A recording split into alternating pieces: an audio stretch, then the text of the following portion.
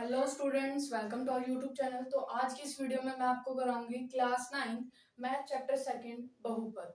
तो आज की इस वीडियो में हम करेंगे एक्सरसाइज 2.1 कंप्लीट एक्सरसाइज कराई जाएगी। तो चलिए स्टार्ट करते हैं अपने क्वेश्चन नंबर फर्स्ट से। क्वेश्चन नंबर फर्स्ट आपको स्क्रीन पे दिखाई दे रहा होगा।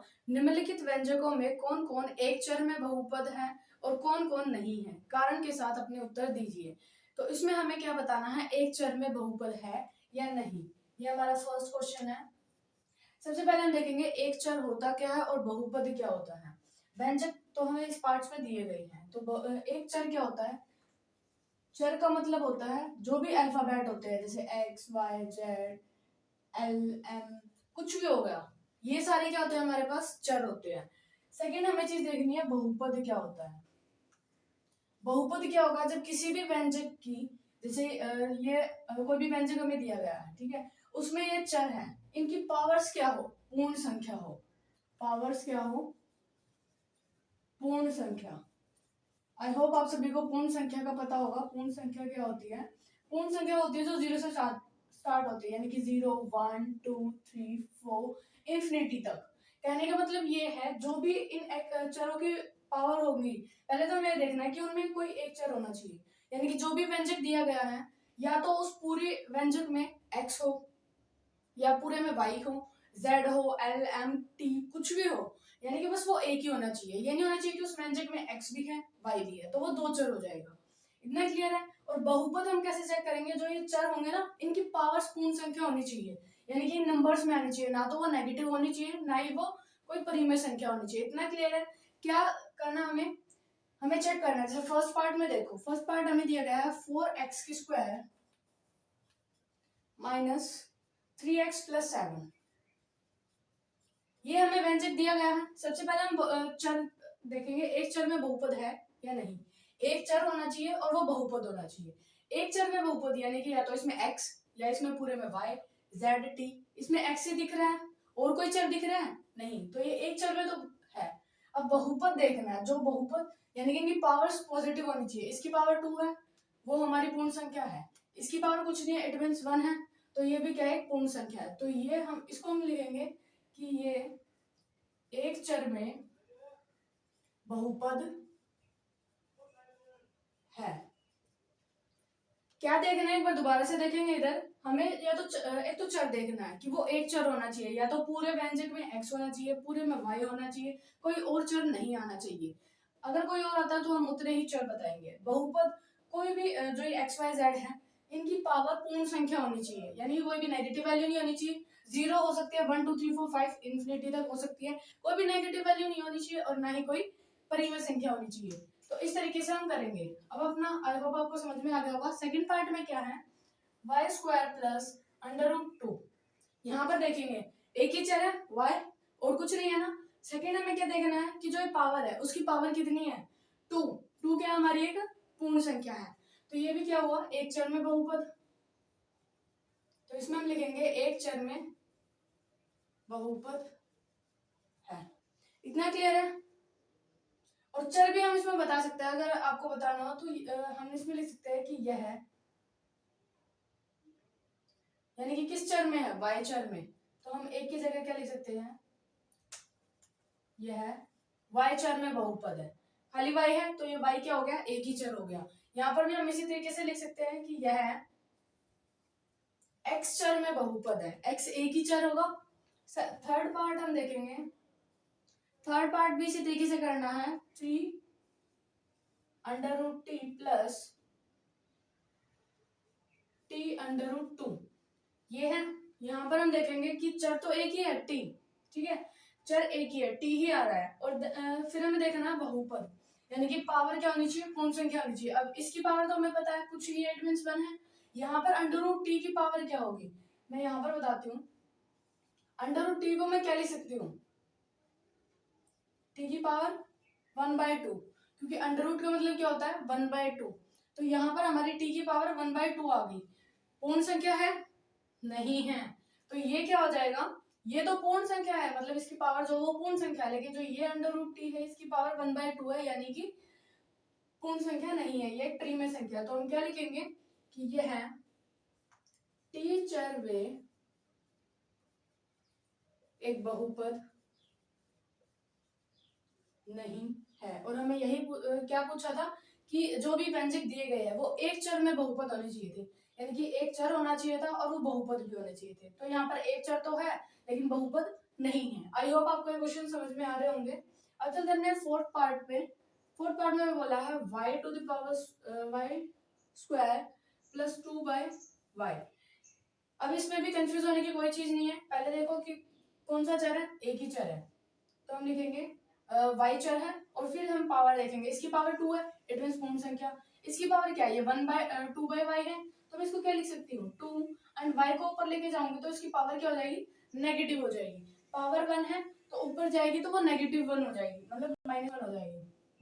इतना क्लियर है। आपको बस पावर्स देखनी है, पावर्स का खेल है और चर अचर का भी खेल है।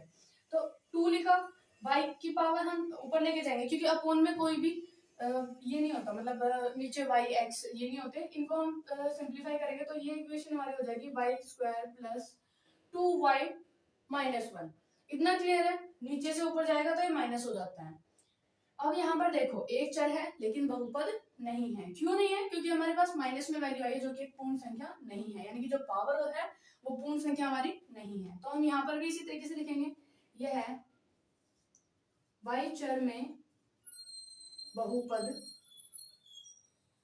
नहीं है। इतना क्लियर है। अब करते हैं अपना फिफ्थ पार्ट।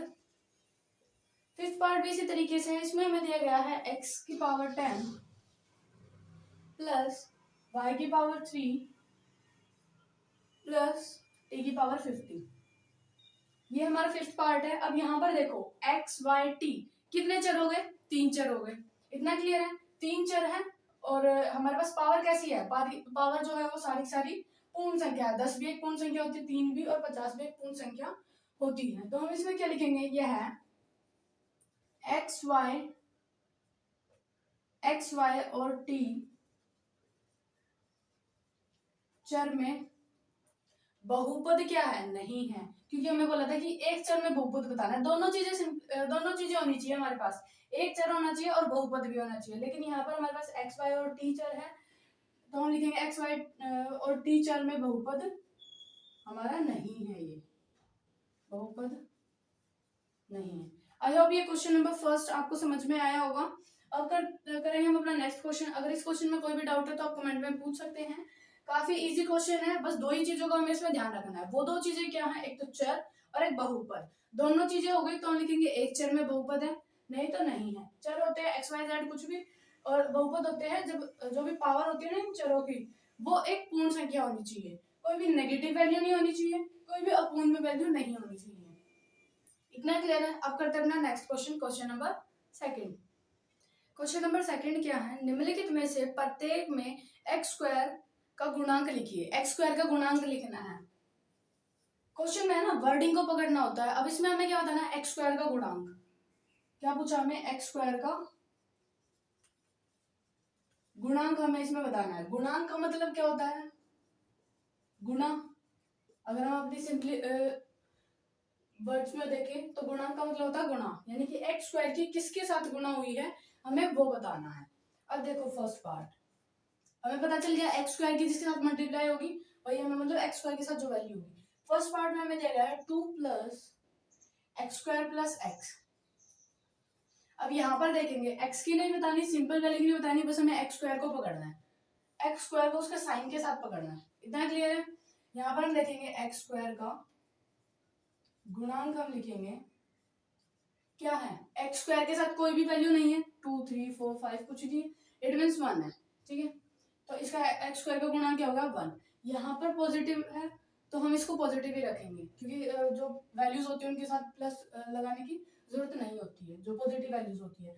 यानी कि अगर यहाँ पे नेगेटिव होता तो हम साइन लगा देते। इतना क्लियर है। एक्स स्क्वायर का गुणांक क्या है 1, यानी कि 1 के साथ यहाँ पर क्या हुई है, गुणा हुई है। नेक्स्ट पार्ट में 2 minus x square plus x की पावर 3। यहाँ पर भी हमें क्या देखना है, एक्स स्क्वायर का गुणांक, यानी कि एक्स स्क्वायर वाली वैल्यू को हम क्या करेंगे, साइन के साथ सर्कल करेंगे। देन हमें क्या देखना है, एक्स स्क्वायर की किसके साथ मल्टीप्लाई हुई है, 1 के साथ मल्टीप्लाई है, वो भी कौन से 1 के साथ, -1 के साथ। साइन के साथ उठाना है, इतना क्लियर है।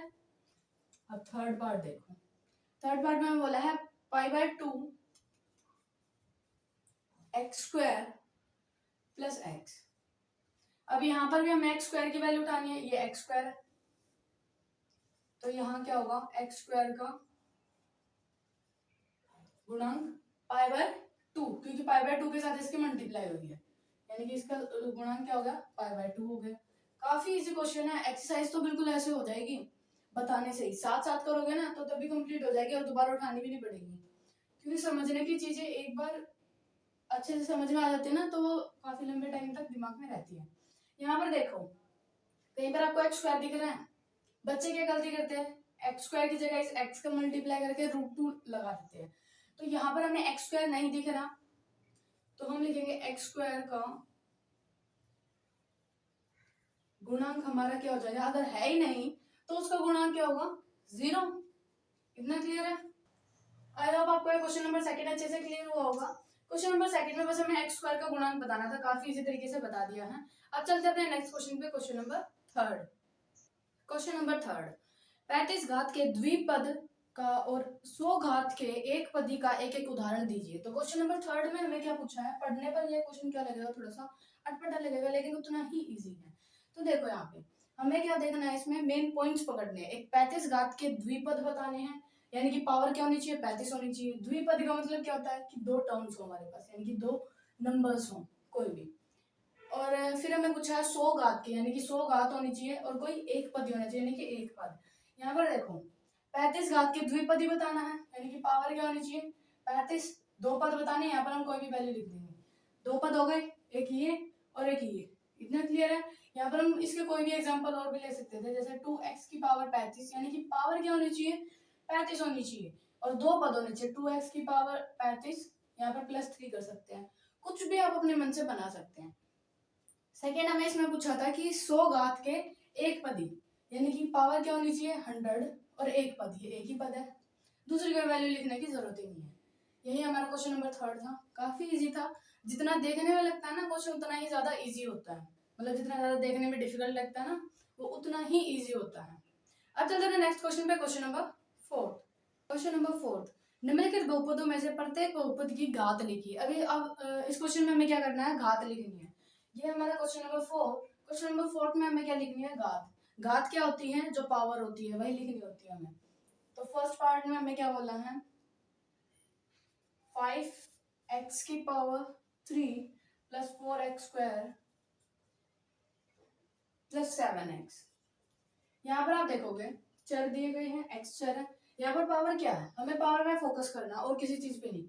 यहाँ पर पावर है 3, यहाँ पर पावर है 2 एंड यहाँ पर कुछ नहीं है, इट मीन्स 1 है। तो अब हम अब क्या देखोगे यहाँ पर कौन सी पावर हम लिखें, यानी कि 3 भी दी गई है, 2 भी दी गई है और 1 भी दी गई है। तो घात में हमसे से पूछी जाती है तो हमें हाईएस्ट पावर लिखनी होती है, यानी कि सबसे बड़ी, वो क्या है 3। 1 2 3 में से क्या आएगा 3 पावर आएगी, जो ज्यादा बड़ी संख्या होती है वही, ठीक है। तो यहाँ की घात क्या होगी 3।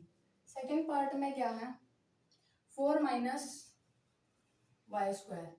हमें बस किस चीज पे फोकस करना है, पावर पे। इसमें बस एक ही थी 2, तो इसकी घात क्या हो जाएगी, इस बहुपद की घात क्या हो गई 2 हो गई। नेक्स्ट बहुपद हम देखेंगे, थर्ड पार्ट क्या है हमारा 5t माइनस √7। यहाँ पर आप देखो घात क्या है, इजीली तरीके से आप बता सकते हैं, यहाँ पर कुछ नहीं है यानी कि 1 और यही है, तो सबसे बड़ी घात भी यही हो जाएगी, घात 1। सेकेंड्स में हमसे निकल रहे हैं बिल्कुल, यहाँ पर है 3। अब यहाँ पर देखो कोई चर है XYZ नहीं है ना, तो उसकी कोई पावर भी नहीं है, तो यहाँ पर घात क्या हो जाएगी 0। जिसमें कुछ दिया ही नहीं गया होगा तो हम उसकी पावर कैसे एज्यूम कर सकते हैं, उसको 0 रख के। क्लियर है। बस आपको क्या देखना है, हाईएस्ट पावर देखें। जब आपसे घात पूछी जाए बहुपद की तो जितनी भी पावर दी जाती है उसमें से जो बड़ी संख्या होती है इट मीन्स 3, इसमें तो हमारी क्या हो जाएगी घात 3 हो जाएगी। इसमें हमें क्या पावर दी गई थी, 5 की पावर 2 दी गई थी, तो वही हमारी क्या होगी घात होगी। यहाँ पर आपको चरों की पावर देखनी है और जो ज्यादा पावर होगी यानी कि जिसकी जो ज्यादा बड़ी संख्या होगी वही हमारा आंसर आ जाएगा। आई होप आपको क्वेश्चन नंबर 4 अच्छे से क्लियर हुआ होगा। अब चलते हैं अपने नेक्स्ट क्वेश्चन पे जो कि इस वीडियो का लास्ट क्वेश्चन है, क्वेश्चन नंबर 5। क्वेश्चन नंबर 5, बताइए कि निम्नलिखित बहुपदों में कौन कौन बहुपद रैखिक है, कौन कौन द्विघाती है एंड कौन कौन त्रिघाती है। तो सबसे पहले हमें इस क्वेश्चन में कौन से मेन वर्ड पकड़ में आए हैं, रैखिक, द्विघाती और त्रिघाती। पहले हम इनका मतलब देखते हैं। ये हमारा फिफ्थ क्वेश्चन, रैखिक, द्विघाती और त्रिघाती। घाती का मतलब पता है, पावर, इतना क्लियर है। तो यहाँ पर हम देखेंगे रैखिक में क्या होता है, जब पावर एक होगी, यानी कि चर की पावर क्या होगी, जब हमारी एक होगी तो हम उसको क्या लिखेंगे, रैखिक बहुपद। जब हमारी पावर द्विघाती, द्वि का मतलब क्या होता है, दो, यानी कि जब हमारी पावर दो होगी तो हम उसको क्या लिखेंगे, द्विघाती बहुपद। जब हमारी पावर क्या होगी, त्रिघाती, यानी कि जब हमारी जो घात है वो तीन होगी तो हम क्या लिखेंगे, त्रिघाती। इतना क्लियर है, बस यही हमें पार्ट्स में देखना है और बताना है। फर्स्ट पार्ट में जैसे कि हमें दिया गया है x square plus x, power क्या है, यहाँ पर दो है, यहाँ पर एक है, हम हाईएस्ट पावर को देखेंगे, ठीक है, दो, यानी कि इसको हम क्या लिखेंगे, द्विघाती। कैसा बहुपद है ये, द्विघाती बहुपद है। सेकंड पार्ट देखो, सेकंड में हमें दिया गया एक्स माइनस एक्स की क्यूब, यहाँ पर एक्स वन है, यहाँ पर पावर क्या है, थ्री, तो हम किसको लेंगे, थ्री को, थ्री यानी कि त्रिघाती। ये कौन सा बहुपद है, त्रिघाती। आई होप आपको अच्छे से समझ में आ गया होगा।